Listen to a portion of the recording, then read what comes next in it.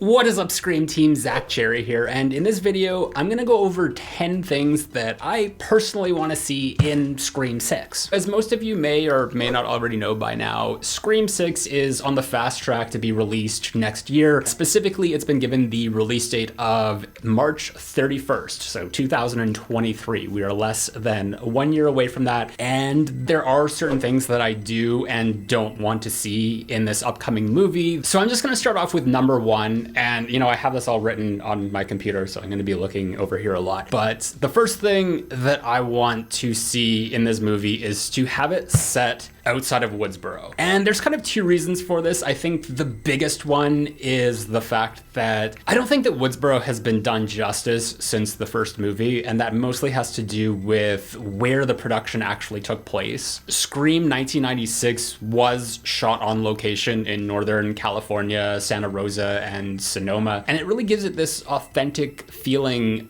of being an isolated community that's surrounded by a vast rolling landscape with scenes that are set in the middle of nowhere, that are supposed to be set in the middle of nowhere. And that's kind of like what made a lot of it scary. Obviously, this is a very expensive location to shoot in, and that's why, when it comes to Scream 4 and 5, they found locations that were much more affordable for the film's budget. But at the same time, I don't feel that the Woodsboro that we see in Scream 4 or Scream 5 ever really looks like Woodsboro. Like I said with the original, there's all these scenes where we get these wide shots with the landscape in the background. And with 4 and 5, everything is really like closed in tight on whatever the subject or location is. So, you never get this sense of a surrounding of Woodsboro. Everything seems like it's a set. And, we know it's a set, especially with this last movie where they recreated the Mockert farmhouse, but it just doesn't have the same feeling to it. On top of that, I'm just kind of sick of seeing these movies set in Woodsboro. I mean,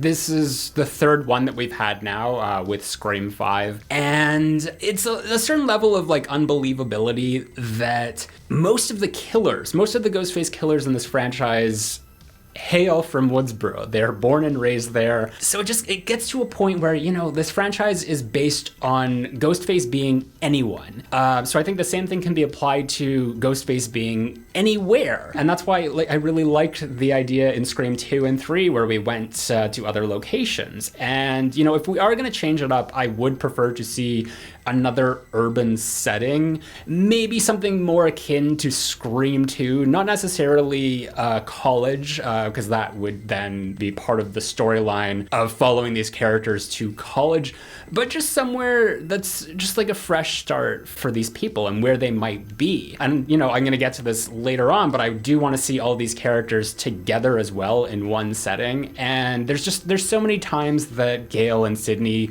could come back to Woodsboro, especially, after what Sidney said in the last movie. Despite the fact that she does come back to Woodsboro, she's kind of done with that town. So I really see no point in them having to invent some sort of plot contrivance in order to get them back there again. The second thing I want to see is for them to ease off of the Stab franchise. And, this might be very difficult for them to do because I feel like the Stab franchise is so inherently part of the Scream franchise, but really, the first movie, Stab didn't exist. And it's almost like the Stab franchise and the references to the Stab franchise are to the Scream franchise as to what Michael Myers needing to kill off all of his family members was to the Halloween franchise. The only difference here is that they can simply just disregard the Stab franchise. Not disregard it, but just stop paying so much attention to it. And I feel like they set themselves up really well with that at the end of the last movie, where Gale proclaims that she's not writing another book about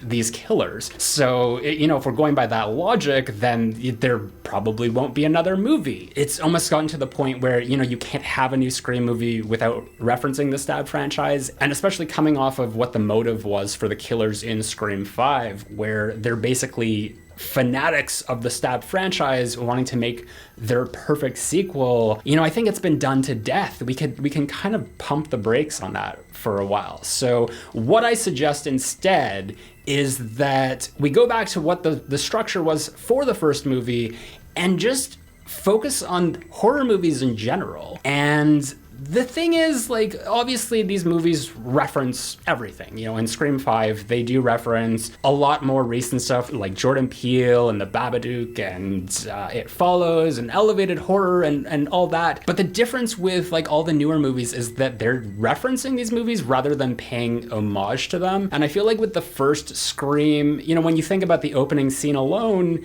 that was an homage to When a Stranger Calls. And that's why that scene works so well, because it's digging deep into the horror genre and actually recreating something rather than just, like, name dropping it. And when you think back to Billy and Stu in that first movie, their motive was all based on their love of horror movies and their obsession with horror movies and wanting to create their own horror movie. Whereas every movie since then, with Scream 2, 3, 4, and 5, has been about, like, oh, I love the stab movies and, you know, I want to recreate it. And that's why we see so much callback to, like, the other Scream movies, because it's gone to a point where that's all they can reference. And it's gotten kind of repetitive to the point where we're seeing the same thing happen over and over again that we've already seen in the other movies. Like, do you get what I'm saying? It feels like the Scream franchise has its head up its own ass. And, you know, I want to be done with that. Like, I want to move along. I want to do what Kevin Williamson had done initially and just honor the horror genre. And then for number 3, which is kind of an extension of number 2 in a way, is to switch up the opening scene. Give us something new and fresh. I feel like Scream 3, 4, and 5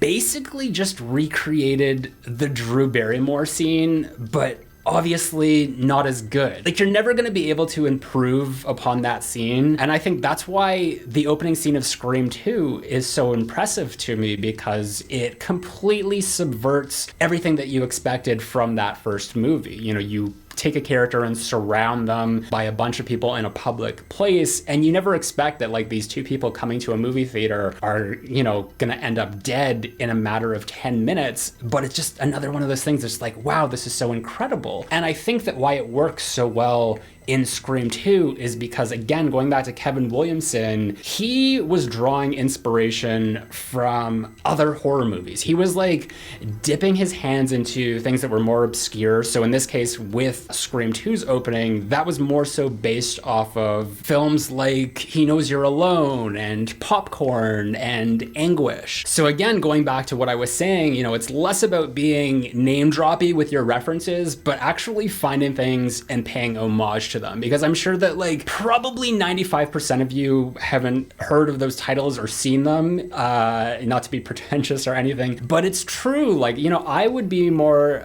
impressed to see references or homages to movies that I hadn't heard of, rather than seeing them recreate the same Drew Barrymore scene over again. And as great as the opening was for Scream 5, with Roger L. Jackson, you know, having more dialogue, and Jenna Ortega's performance, it still was just an inferior version of the Drew Barrymore scene. So let's, like, think outside the box, do something spectacular and elaborate. It doesn't need to be the same thing over again with the phone call. I mean, even if they just eliminated the phone call altogether, that would be fine, because you can still get Roger L. Jackson in other places throughout the movie, as he actually didn't appear in the opening of Scream 2 other than the scenes that were playing of Stab. And also, as a sidebar for that, don't bring back a returning character to kill them off in the opening. I don't want to see that, obviously, like they did with Cotton Weary in Scream 3. It's not necessary. You can, like, introduce brand new characters and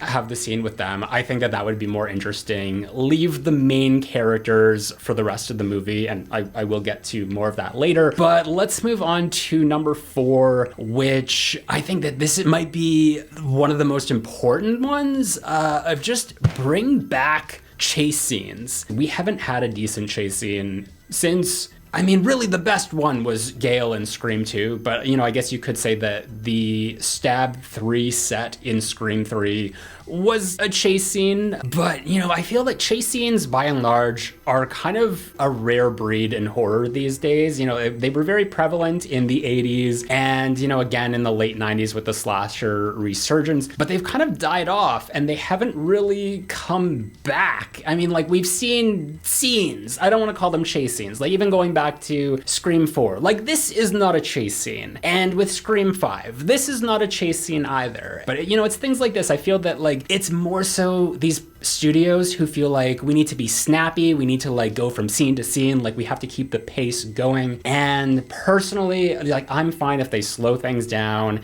and just let the suspense build. Like, think, what would Hitchcock do? Even, like, what would Wes Craven do? Because even Wes Craven was all about just, like, holding that scene for as long as possible to just make it as dreadfully tense as you could. And that's what made these things scary. Number 5, I have amp up the mystery. If you've been following my channel, you know that, like, I love murder mysteries. I love that whole aspect of the Scream franchise. And I really felt like they were going in the right direction with this one in terms of its marketing and, like, having all the cast pictures with the ghost face masks, because it really did seem like, you know, they were going to have this intricate murder plot where we're going to be second guessing everyone, including the original legacy characters. And I felt like, you know, once the movie started to play, it wasn't really the case. I think a lot of this had to do with the fact that there weren't a lot of red herrings, and if there were red herrings, they were kind of like pointless and just sort of there to be window dressing rather than actually as a way to misdirect us. And when you're really just focusing on a few specific characters, you've really narrowed down your suspect list. Even if you watch the first Scream movie and listen to the commentary as Kevin Williamson and Wes Craven talk about it, they threw in as many red herrings as they possibly could. And they might have mentioned that they put too many in, but I feel like there is no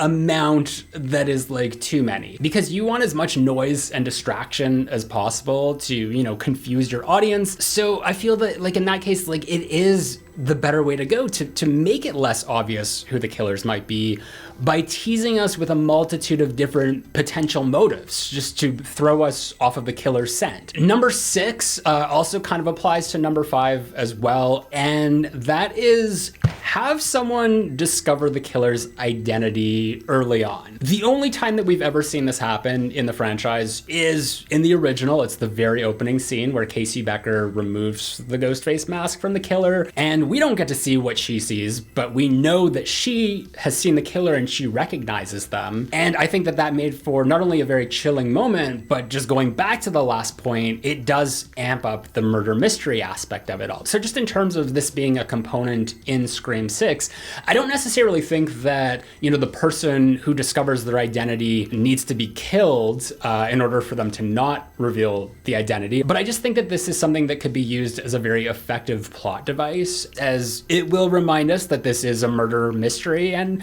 that the killer's identity is a secret that's worth waiting to have revealed. I actually do have an idea of how they could do this, specifically with Gale Weathers, and this would actually go back to my point of, you know, bringing back a chase scene, because I think that, you know, they could do a really good recreation of the Scream 2 Gale chase scene here and have Gale discovered the identity of, you know, at least one of the killers. You know, assuming that this is a 2 or more killer situation, which I hope it is, at least 2 killers. But throughout most of the movies, we've always seen Gale kind of on her own mission, as she's always trying to solve the murders. And I think at one point in Scream 4, she says to Dewey that she's helped solve these murders 3 times at that point. And I always took umbrage with this line because Gale never really solved the murders. She mostly just kind of ended up in the crosshairs, or, you know, found herself at the climax where the killer then reveals themselves, because the killer's never been discovered per se. They've just, you know, bided their time until they've revealed their identity to whoever's still alive. And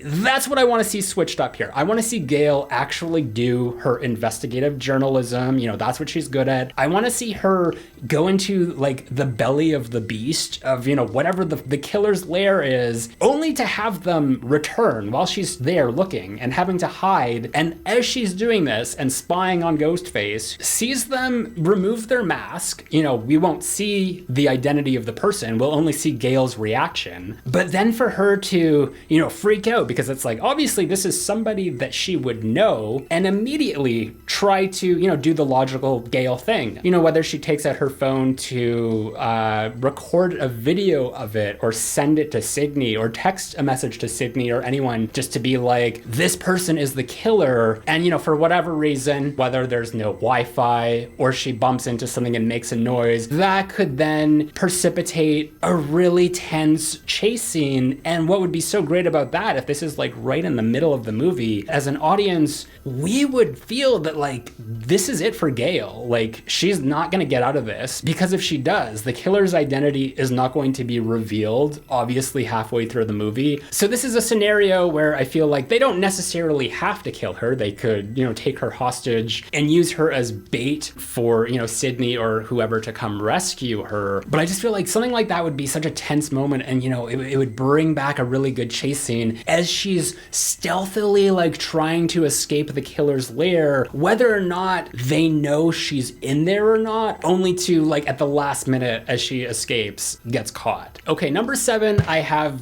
creative kills. And what I mean by this is that the franchise is kind of trapped within the confines of, the basic stabbings that we're used to. And that's not to say that the killer, can't use their surroundings to their advantage. As, we saw that in Scream 1 with Tatum getting stuck in the doggy door in the garage. But I feel like, that's something that we need to see more of with these movies, because, the buck knife, it's all well and good, but it's repetitive. People have asked me to rank the kills in all the Scream movies, and I just feel like that's a video that I would never make, because like every single one of these kills is the same. There are little differences here and there, but it's not interesting. Like, I want to see more variety. And this point is inspired by my mother, who was staying with me a few years back, and we were watching all the Scream movies together. We also watched Valentine from 2001, and she pointed out, I'm saying my mother pointed out to me that she really liked how in Valentine the killer was more diverse with the weaponry that they used. And it's funny because I'd never personally thought of that myself, but she's completely right, because there was a lot of variety used in that movie. And obviously the hunting knife is part of Ghostface's costume, and not to say that like we can't have Ghostface not use the knife at all, and certainly like the kills were very brutal in the last movie, but it was still just like all like the same knives. If it's not a knife, it's a gun. So I want to see some variety. I want to see some creativity. I feel like even the Scream television series stepped outside of the box a little on this one, so something to keep in mind for Scream 6. Let's get a little creative here. Number 8, this is a big one, and this is, I was kind of alluding to this earlier. Make the movie about the characters and build the plot around them. And I think that like where I'm really coming from with this is that, go back to Scream 1. Everyone agrees that, that movie had the best characters. It did have a much smaller cast than any of the sequels, but I think, what you have to keep in mind with everyone in that first movie is that they were all integrated together into the same storyline that was mostly surrounding the character of Sidney. But everyone who was an integral character in that movie somehow revolved around Sidney's life. And that, that includes the smaller characters like your Principal Himbry or your Sheriff Burke. So it just felt like everything was a lot more streamlined,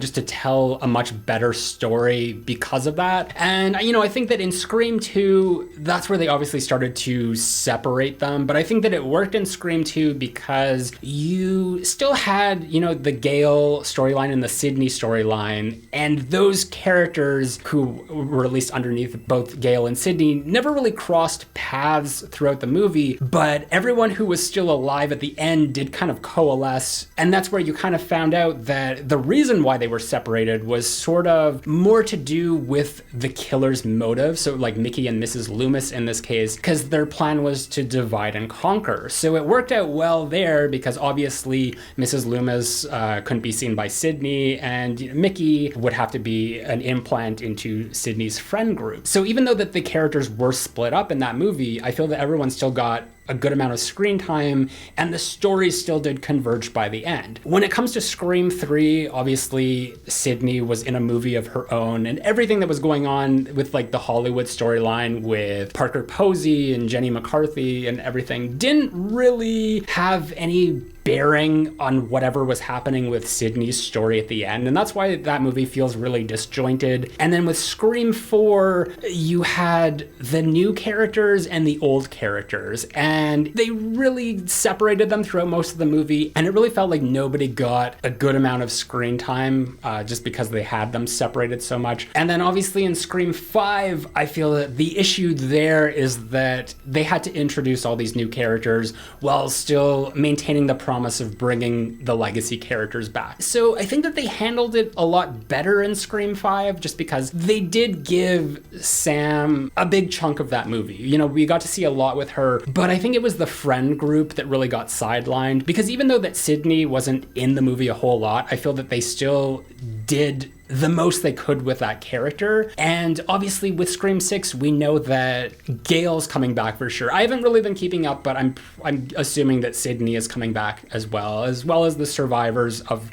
the newer generation. So you're gonna have 6 people in this movie, which are gonna be Sidney, Gale, Sam, Tara, and the twins, Chad and Mindy. So already that's like a lot of people coming back who've survived. And I think that the important thing that you need to do is integrate them all together into one singular storyline. And I feel that now that the new characters have been established, there's not really like a lot of baggage that's going to come with having them included again, or at least including the legacy characters again, as long as they keep everyone together. So just because of that, unfortunately, I'm going to say that it's not a good idea to bring back Kirby, who we found out was still alive within Scream 5, just because I feel like that will be a whole another storyline that will just like complicate things. But whatever the premise is, I want to see all of these people kind of thrust back into the action. I want to see like really powerful entrances again. I like going back to Scream 2 of just how every character was reintroduced, like doing this sort of power walk. It was almost like this late 90s Aaron Sorkin TV drama of just the camera following in front of like each character as they go through their daily routine. So it was just a really fun way of letting us know that like these people's lives have gone on and now they're about to like all collide again. I want to see them all involved in the same dilemma, whether it be someone threatening their lives